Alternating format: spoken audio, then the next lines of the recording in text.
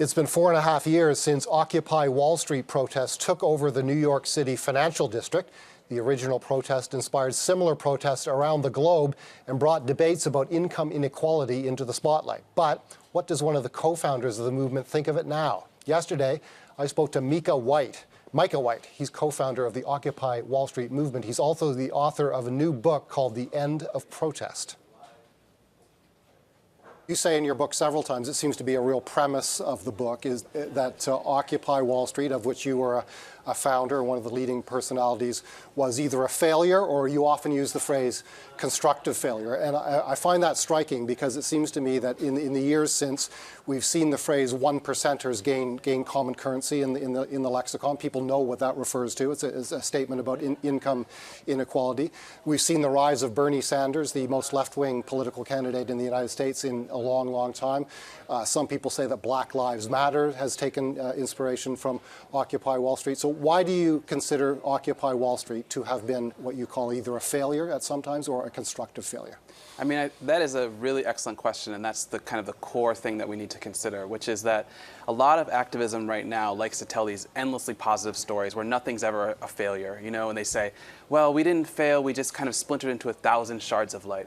But I call Occupy Wall Street a constructive failure, not a total failure, but a constructive failure, to highlight that we did not achieve what we set out to do. We did not get money out of politics. We did not overthrow the rule of the 1%. We did not fundamentally issue the kind of revolutionary social change that at that time we really believed we were going to do. And so these other benefits, these positive things that have happened, like making activism cool again and spreading our message, those are secondary benefits. Those are symptoms of the size of our movement, the global spread of our movement. But they are not they are not what we set out to do. And unless we can acknowledge that it was a constructive failure, then we're unable to learn from our failure. And I think we see that with movements like Black Lives Matter, who have, I think, failed to learn from the constructive failure of Occupy Wall Street. Isn't it very, very naive? Some critics will say it's very, very naive to expect through the occupation of a park in South Manhattan for a couple of months and the enormous media coverage that attended that, to change something like income inequality in the United States, to change, in particular, the large amount of money that gets funneled into political campaigns. I think what this was largely about was a Supreme Court decision several years ago that has allowed almost unlimited amounts of money to pour into the two political parties. Isn't it very, very naive to expect to turn something that around through the occupation of a park in Manhattan?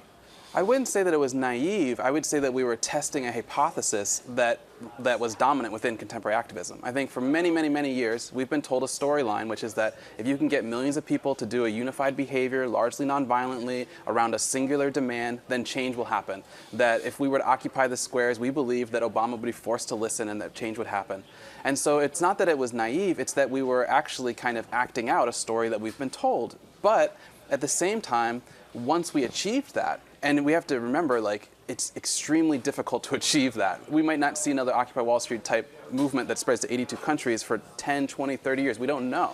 So to achieve that is extremely difficult. And in achieving it, we realize that that story is no longer true. So I wouldn't say it was naive. I would say it was kind of like magical thinking, you know? But at that time, you have to remember, the Arab Spring did topple Mubarak. It did topple the leader in Tunisia. So we were in a revolutionary moment, and people were changing their societies. I'm interested in your comparison, because you make that comparison a lot between Occupy Wall Street and the Arab Spring movement.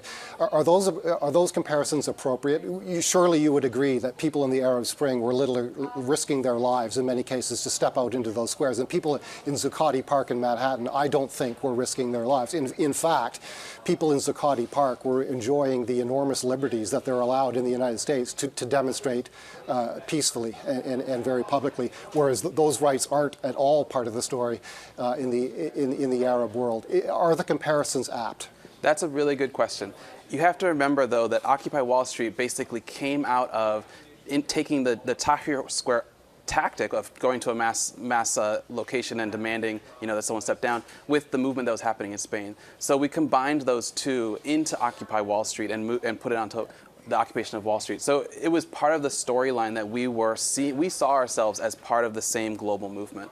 But you're absolutely right that oppression manifests differently. And if I, as one of the creators of Occupy Wall Street, if I were in Egypt right now and I would have been a creator of the Tahrir Square uprising, I would probably be dead. I would be in jail. Instead, what they do in America is they starve you economically. But you also have to remember that 7,000 people in America were arrested. People died during Occupy Wall Street. Someone died in Vancouver. Someone died in Oakland. People had their bones broken. So it's important also not to diminish the severity and the reality of what thousands of people were doing, quitting their jobs, getting arrested, getting bones broken, dying in some cases. It was a real revolutionary moment, and I think it was an American version of the Arab Spring.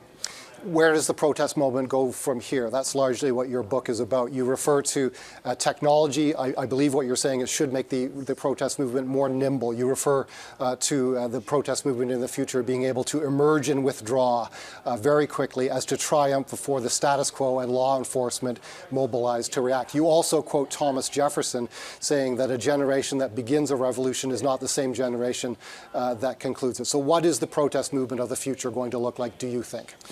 The core idea is that social movements are going to start winning elections in multiple countries in order to carry out a unified political agenda. We're going to see social movements that arise very suddenly before an election, that swing the election, and aren't just satisfied with one election, but then do it in multiple countries. And I think we're seeing the development of that in Spain with Podemos, in Italy with Five Star Movement, and now in Germany with Diem. So the future is social movements that can win elections through using spontaneous behaviors and swinging the election. In Toronto in 2010, we had the G20 summit here of G20 nations. We also, as I'm sure you know, had very, very strong demonstrations against the G20. We had, among other things, very disappointing and inappropriate behavior by our police department. Most people agree now as we look back. The city is still really struggling all these years later with what went on. But we also had violence from protesters themselves, smashed windows, cars set on fire, a lot of violence. In May, you were asked about violence by a questioner, I believe, in Brazil, and you said this: studies suggest that protesters who use violence are more effective than do not. I think violence is effective, but only in the short term, because you end up developing a kind of organized structure that's easy for police to infiltrate. Now, that doesn't sound to me like a full-throated denunciation of violence on the part of protesters. Are you for or against violence in protests? Protest is a form of war. It is a way of influencing politics by unconventional means, which is the definition that Clausewitz gives of war. But I think that the fundamental thing to realize is that nonviolent social movements are, going forward, I think going to be seen as the most effective form of war. So violence and nonviolence, I think that misses the deeper question, which is we do have to start understanding that protest is a form of warfare. But at the same time, I think that the best form of warfare that protests can take is a kind of nonviolent social movement that's able to win elections in multiple countries in order to carry out a unified political agenda. But if you look at things like ISIS, that would be an example of a weaponized social movement. But at the same time, I think a weaponized social movement versus a nonviolent social movement, the nonviolent social movement is going to be ultimately the long-term victor.